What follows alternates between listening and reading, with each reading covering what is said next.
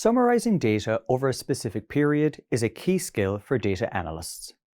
Time-based data can generate temporal insights and trends within data. In this video, you'll review the importance of using DAX-based time intelligence functions to summarize data over time. Over at AdventureWorks, the company needs to generate insights into its recent sales trends. The insights it requires includes revenue growth, seasonal sales patterns, and the impact of marketing campaigns. AdventureWorks can generate these insights using time intelligence functions in DAX to summarize its data over time. So, what does it mean to summarize data over time? At its core, summarizing data over time is identifying trends, patterns, and anomalies in business performance over a specific period, like sales per quarter or annual growth. You can generate these insights by using time-based data summarization functions. Some frequently used examples of these functions include total year-to-date, and dates between. Each function generates insights into different aspects of your data. The functions are written by stating the function name and the required arguments in parentheses. This basic structure is similar across all functions, but the syntax for the arguments varies or must be combined with calculate and other functions. Let's begin with the year-to-date calculation. The year-to-date calculation, or YTD, aggregates values from the beginning of the year to the specified date. For example, all sales from January 1st of that year to the specified date. The year-to-date requires two mandatory and two optional arguments. Expression is the first mandatory argument. It calculates the total sales from the sales table. Dates is the date column. We use Power BI default date dimension in the current lesson. Filter and year-end date are optional parameters.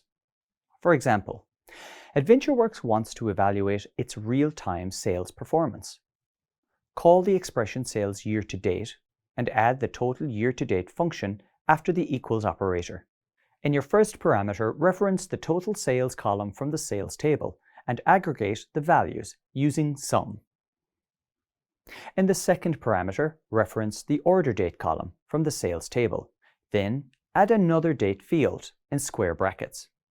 When you type the date field, Power BI allows you to select a field from the table.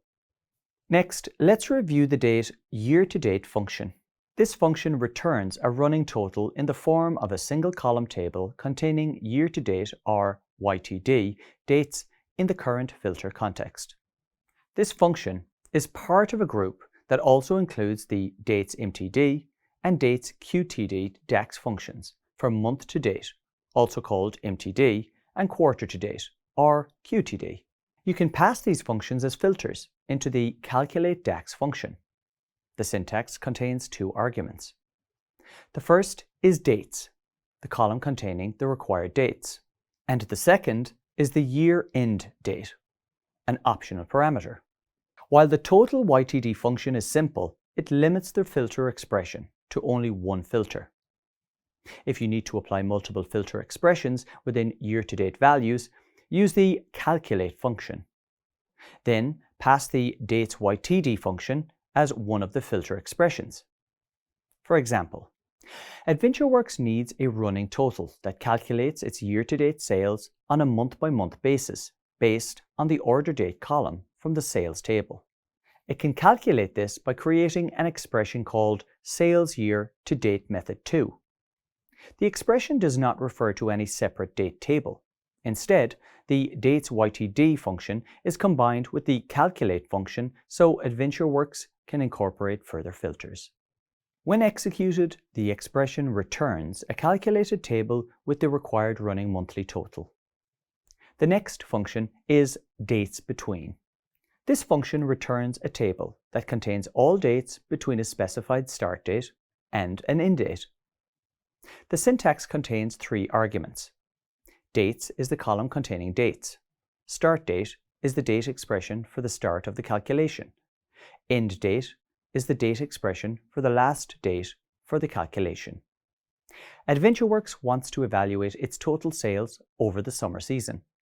So, it must create a measure using the dates between function in DAX.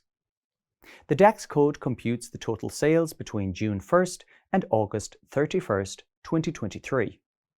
The calculate function computes the values of the total sales column of the sales table, and dates between defines the period for which the sales values are to be computed. When executed, the expression returns a calculated table with the required total sales figures.